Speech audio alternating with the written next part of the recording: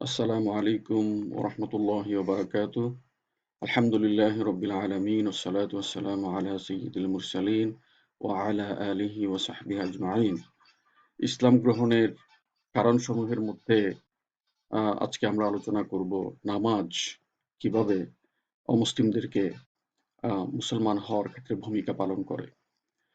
তো ৩১ নম্বরে ইসলামে নামাজ এই বিষয়টি লক্ষ্য করে মোবারক জার্মানি থেকে ইসলাম গ্রহণ করেছে।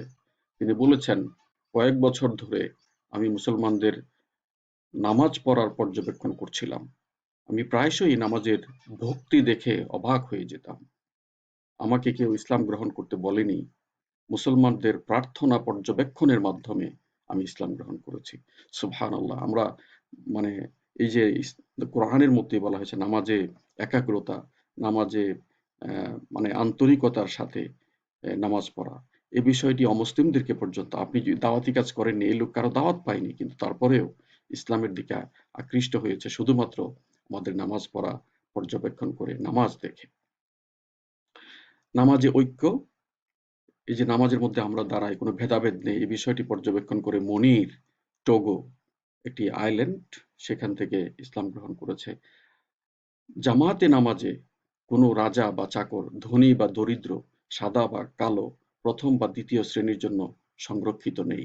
কারোর জন্য কোনো সংরক্ষণ করা থাকে না, কোনো প্লেস। হ্যাঁ, সবাই কাঁধে কাঁধ মিলিয়ে, হ্যাঁ, উঁচু শ্রেণী নিচু শ্রেণী বলতে কিছু নেই।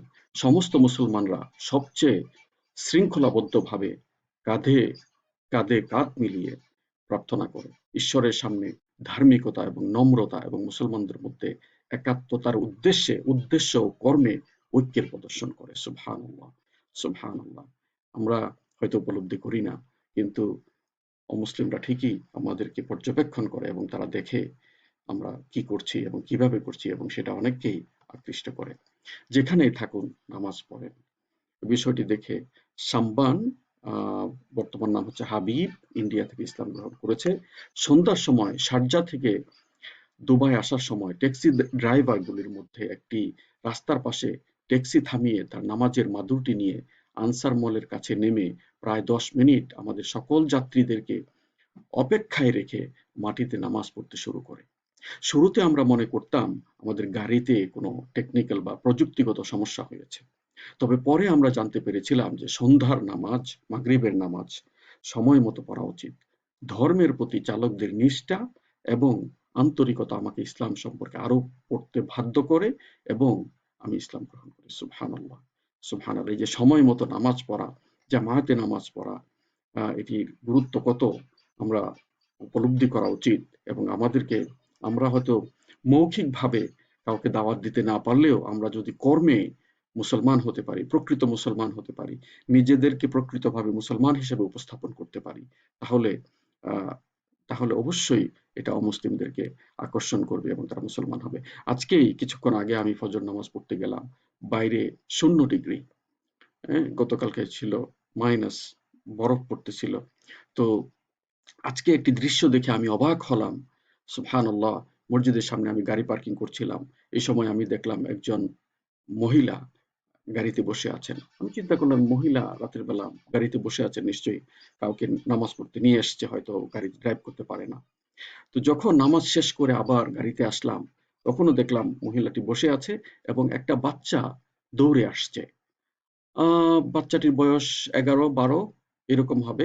তো সেই বাচ্চাটি এসে গাড়িতে উঠলো এবং মহিলা তাকে ড্রাইভ করে আবার বাড়ির দিকে নিয়ে যাচ্ছে। সুবহানাল্লাহ! একজন মা তার বাচ্চাকে, ১০-১২ বছরের একটা বাচ্চাকে মসজিদে নিয়ে গেছে ফজরের টাইমে, ফজর নামাজ পড়ার জন্য, এবং এই প্রচন্ড শীত উপেক্ষা করে।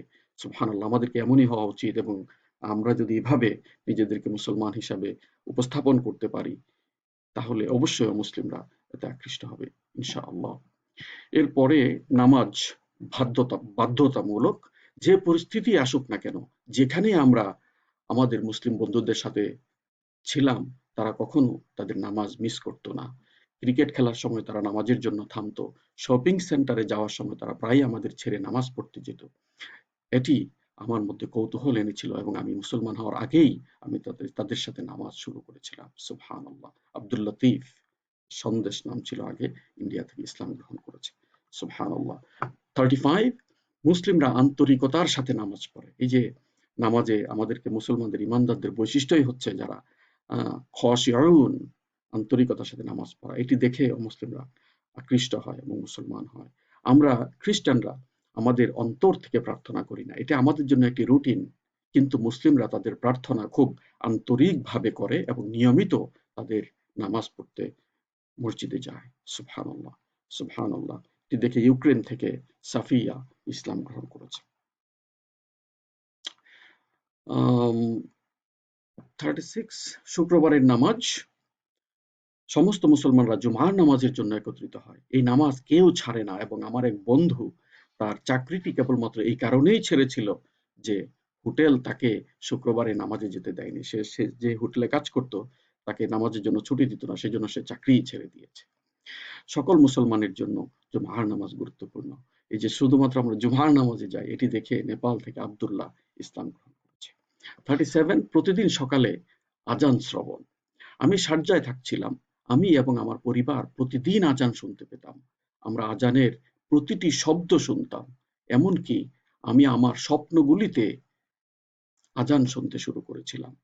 আপনি হয়তো বলতে পারেন, আমাকে কেবল আজানই ইসলাম গ্রহণ করতে বাধ্য করেছে। কুমার বেস্তিন, সে মুহাম্মদ নাম ধারণ করেছে, ইন্ডিয়া থেকে সে ইসলাম গ্রহণ করেছে। সুবহানাল্লাহ, সে শারজাতে থাকা অবস্থায় আজান কেবলমাত্র তাকে ইসলামে নিয়ে এসেছে। আল্লাহু আকবার। মসজিদে কোনো ছবি নেই। আমার মতো ২০ জন অমুসলিমকে আবুধাবির শেখ জায়েদ মসজিদে ইসলামিক অ্যাফেয়ার্স ডিপার্টমেন্ট নিয়ে গিয়েছিল। এটি আমরা অমুসলিম দেশগুলোতে করে থাকি, মসজিদ ভিজিট করে ওপেন ডে। এটি ছিল অত্যন্ত আধ্যাত্মিক ভ্রমণ। দুবাই থেকে আবুধাবি যাওয়ার পথে তারা আমাদের বুঝিয়ে দিয়েছিল যে মুসলমানরা কোনো মূর্তি পূজা করে না এবং তারা মসজিদের ভিতরে কোনো ছবিও রাখে না। শেখ জায়েদ কেন্দ্রের এক মহিলা আমাদের কাছে মসজিদ সম্পর্কে খুব সুন্দরভাবে ব্যাখ্যা করেছিলেন। এভাবে আমি ইসলাম গ্রহণ করেছি। সুবহানাল্লাহ। এই যে আমাদের কৃষ্টি কালচার এবং এই যে বিষয়গুলো মুসলিমদের সামনে সুন্দরভাবে তুলে ধরা, তাদেরকে বোঝানো, সেটিও ইম্পর্টেন্ট। তাহলে আমরা আহ, মানে দাওয়াতি কাজটাকে আরো সুন্দরভাবে করতে পারবো ইনশাআল্লাহ। মারিয়াম ফাতিমা, সে রোমানিয়া থেকে ইসলাম গ্রহণ করেছে। একটি মসজিদের ভিতরে কি আছে, এই কৌতূহল থেকে মসজিদে গিয়ে ইসলাম গ্রহণ করেছে। আমি দীর্ঘদিন দুবাইতে এসেছি এবং দুবাইতে এখানে সেখানে মিনারগুলো দেখেছি, তবে মসজিদে প্রবেশের কোনো সুযোগ ছিল না। সংস্কৃতি বোঝার জন্য শেখ মোহাম্মদ ফাউন্ডেশনের সাথে একবার আমি জুমাইরা মসজিদ পরিদর্শন করেছি এবং মসজিদের সমস্ত বিবরণ পেয়েছি। মসজিদ থেকে বের হওয়ার আগে আমি সত্যটি মেনে নিয়েছি এবং ইসলাম গ্রহণ করেছি। সুবহানাল্লাহ, সুবহানাল্লাহ। দাউদ বেলজিয়ামের নাগরিক ইসলাম গ্রহণ করেছে। রাতের তাহাজ্জুদের নামাজ, সুবহানাল্লাহ, এটি আমাদের জন্য অত্যন্ত গুরুত্বপূর্ণ এবং অন্যদেরকেও ইসলামের দিকে আকৃষ্ট করে।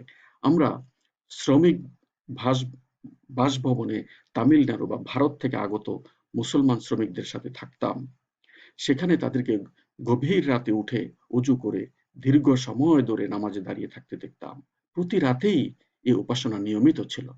সর্বশক্তিমান ঈশ্বরের প্রতি তাদের ভক্তি দেখেই আমি ইসলাম গ্রহণ করেছি। সুবহানাল্লাহ, সুবহানাল্লাহ। কত সুন্দর!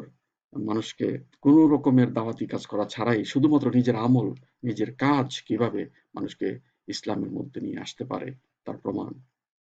ঘুমের আগে আমরা এই যে এশার নামাজ পড়ি, এটি দেখে একজন ইসলাম গ্রহণ করেছে, আব্দুল কারিম, সে ইন্ডিয়া থেকে ইসলাম গ্রহণ করেছে।